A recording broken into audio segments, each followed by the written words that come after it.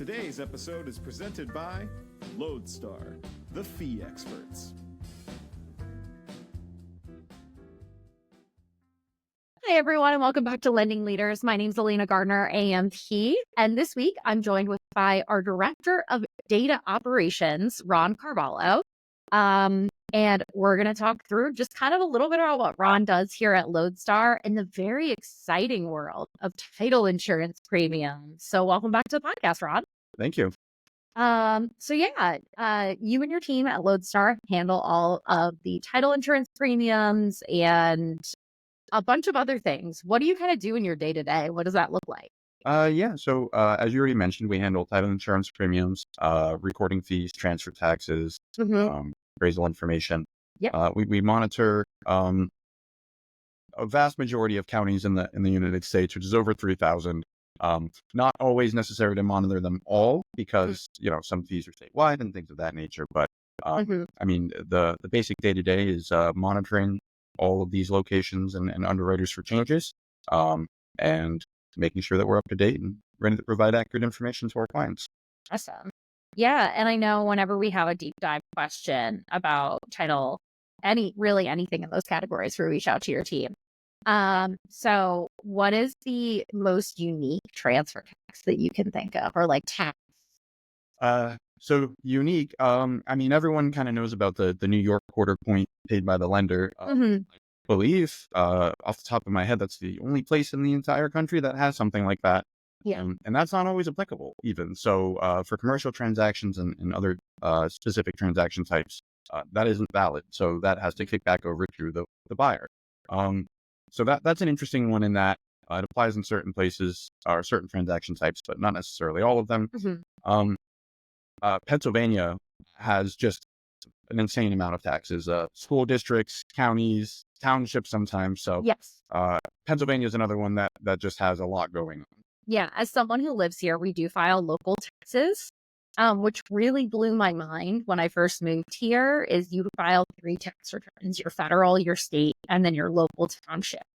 And I discovered one of the years, and I think they've changed this since then, but I had to file a paper return because I lived in 2 townships, because I had moved that year.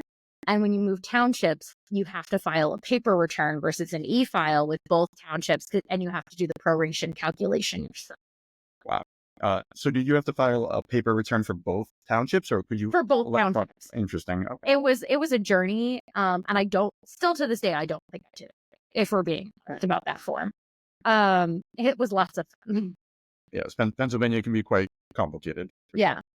And I know my team works with you guys specifically. We do the monthly rate updates. We send an email out to all of our clients, that basically says what's changed in our system this month for title insurance changes, transfer taxes, reporting fees, that.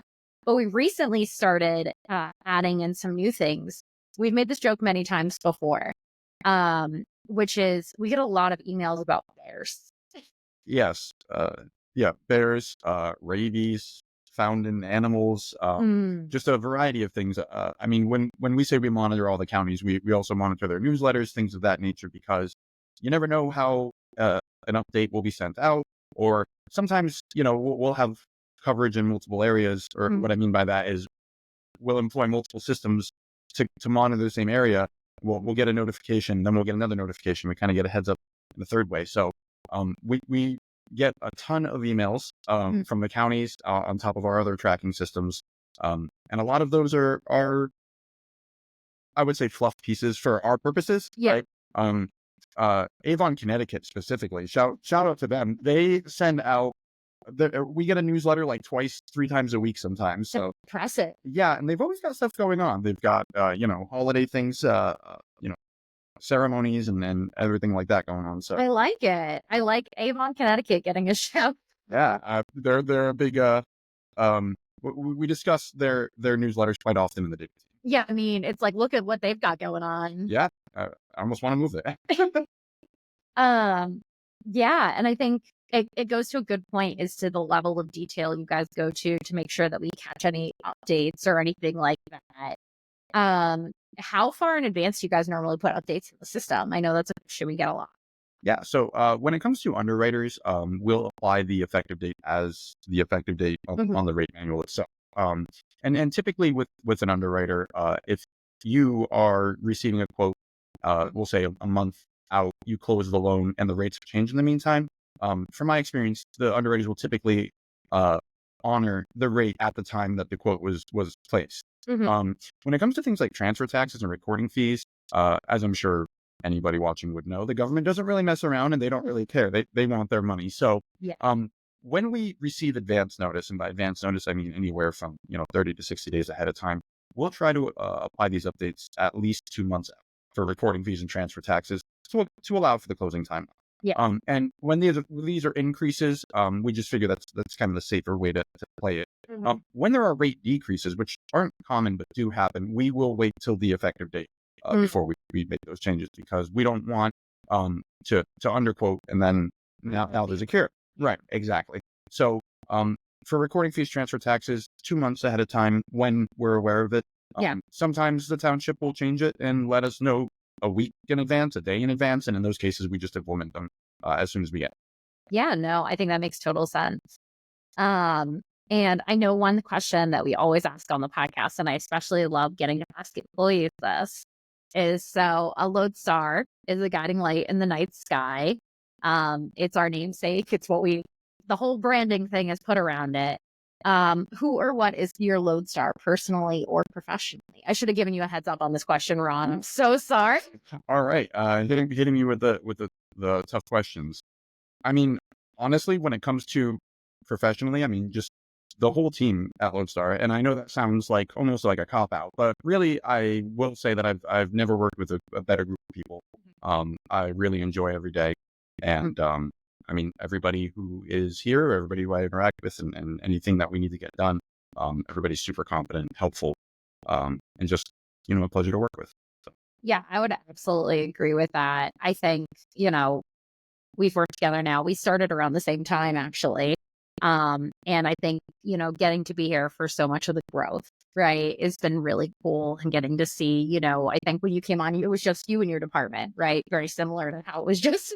Yeah, it kind of was. Yeah, there was a little bit of a transition at the very beginning, for sure. But yeah, I mean, in the last several years, the growth has been awesome. I mean, every day I feel like we're always making improvements, even to things that I don't want to say feel difficult to improve, but in a way of like I feel like we do a great job, but we're always finding a way to sort of step up a little further. So I think that's so important. And, it's a pleasure getting to work with you, Ron, honestly. We joke about this sometimes between ourselves, but if we were to switch jobs, I think both of us would hate our lives so much. So I respect you so much. Well, I appreciate that. I absolutely could not do what you do. So I think that just means we're in the right place. Exactly. Well, thank you guys all so much for watching. It's been a pleasure. And if you want to connect with Ron, he is on LinkedIn. He's not very active. But you can also just email us if you have weird township questions or transfer tax questions or anything like that. We are the fee experts. We're ready to answer your questions. And honestly, if you throw us something we haven't seen before, that is like a win for us. I always love when my sales team gets a question they can't answer and that I can't answer. And it becomes something, it's like, oh, this is a Ron question. This is a fancy question. So we love getting those questions. And we've also collaborated with our teams for LA Challenges. So if you have some baseline questions or just want to know the basics about disclosing an estate, Ron's team helps us audit those on an annual basis, so they're up to date. And we have all the details you need to know about disclosing in states like New York, Pennsylvania, and just about and every other one. Honestly, all 50 are done. So thank you guys all so much for watching and listening, and we'll see you all next week.